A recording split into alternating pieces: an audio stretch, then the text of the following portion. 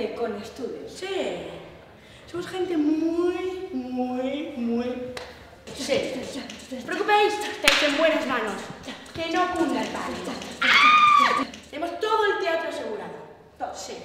Porque lo tenemos todo bajo Control. No se nos escapa ni una. Ni dos. Ni tres. No. Hemos venido here today para dar un curso express de cómo ser un buen público y asegurar el éxito.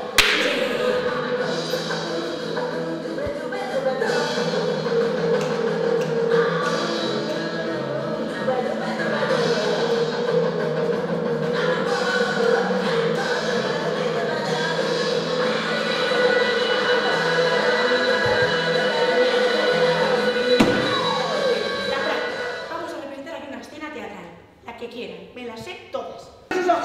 Bien, a petición del segundo caballero Romeo y Julieta, ¿qué podemos hacer aquí de Romeo y Julieta? ¿Qué escena? Sí, un aplauso formal.